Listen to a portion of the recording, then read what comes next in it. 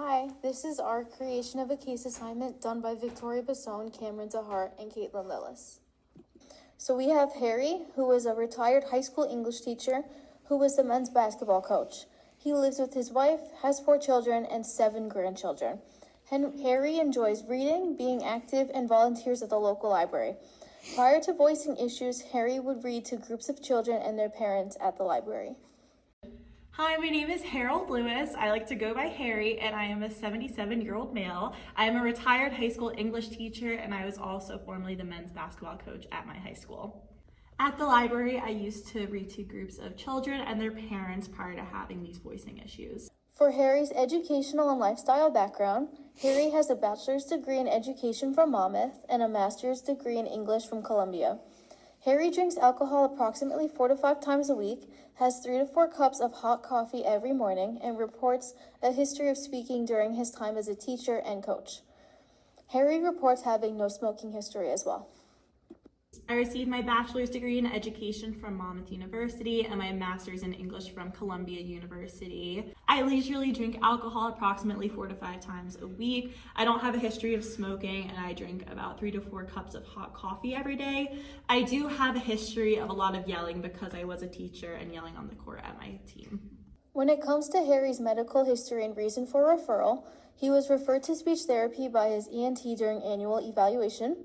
They noted concerns with vocal weakness, vocal fatigue, and trouble speaking at louder volumes. Harry reports his voice is cut off by afternoons. He experiences discomfort when speaking loudly and has the shortness of breath during long conversations. His medical history entails hypertension, mild GERD, and age-related hearing loss. The flexible transnasal video stroboscopy revealed bilateral vocal fold bowing with a persistent glottal gap and incomplete closure during sustained phonation. The exam also showed reduced mucosal wave symmetry and decreased amplitude of vibration on both vocal folds. The KP ratings show a mild to moderate dysphonia with notable breathiness, some roughness and strain, as well as slightly low pitch and reduced loudness. Acoustic measures reveal increased jitter and shimmer, a short maximum phonation time of 7 seconds, a low speaking fundamental frequency at 110 Hz, and reduced vocal intensity. Aerodynamic results indicate an SC ratio of 1.6, elevated airflow, and reduced subglottal pressure.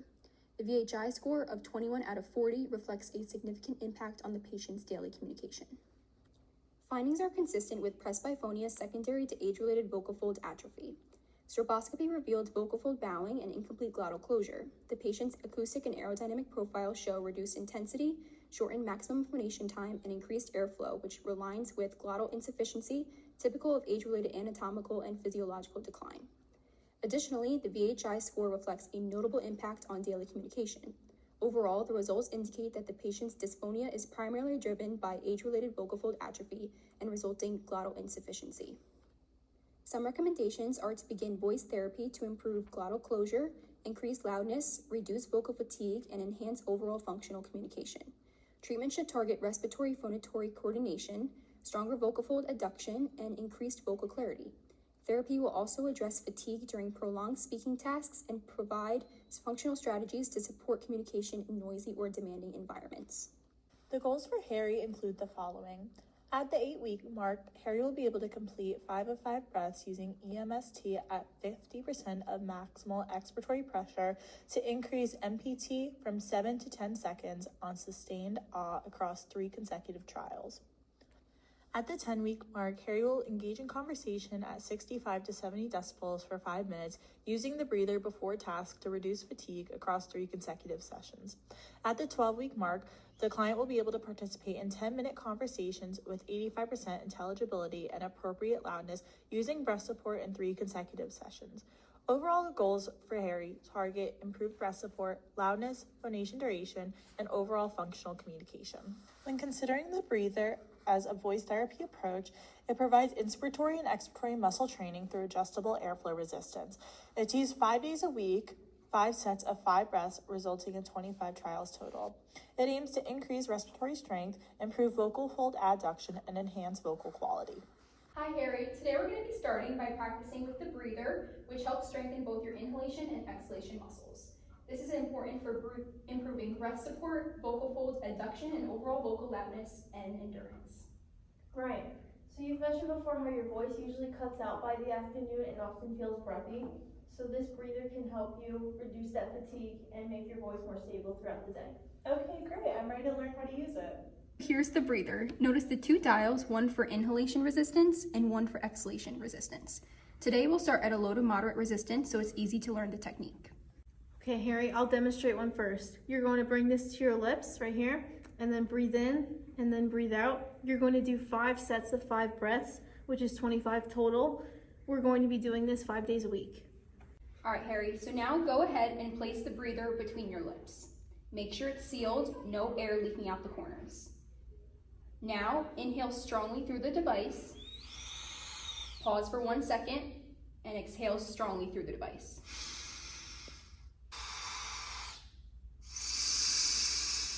Nice job, Harry. Make sure your posture stays tall. Think open chest and relaxed shoulders. It feels a little bit like a workout. Exactly. You're strengthening the muscles to support your voice. Over time, this helps with loudness and decreases breathiness and fatigue.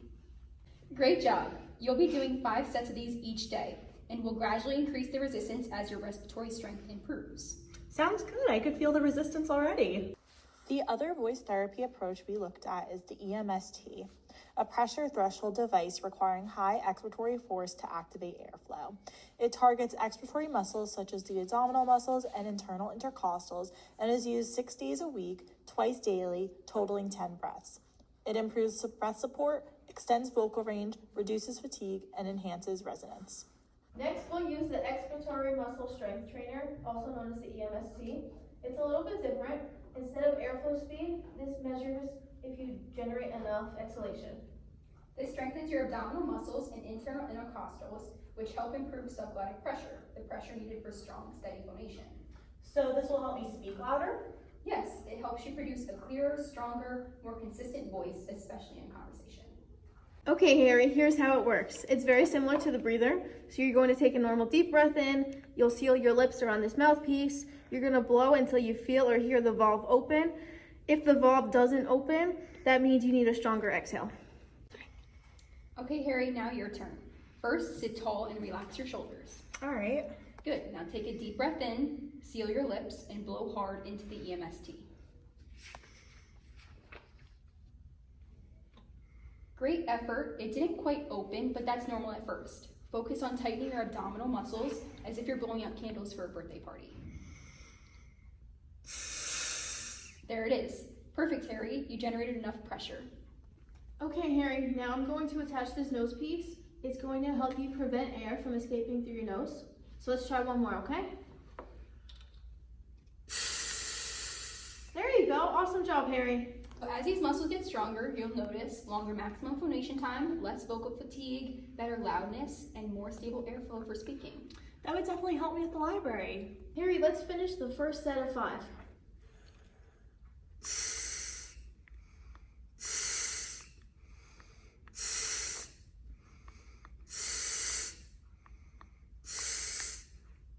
Harry, you did an excellent job today. Over the next few weeks, we'll gradually increase the resistance to keep challenging the muscles. These exercises, the breather and the EMST, work together to improve your respiratory strength and vocal power. And as you progress, we'll pair these exercises with voice techniques so you can carry the benefits into real conversation. Thank you both. I feel really confident using the devices now. Thank you for watching our presentation, and we hope Harry's treatment gave you a better understanding of using the breather and the EMST.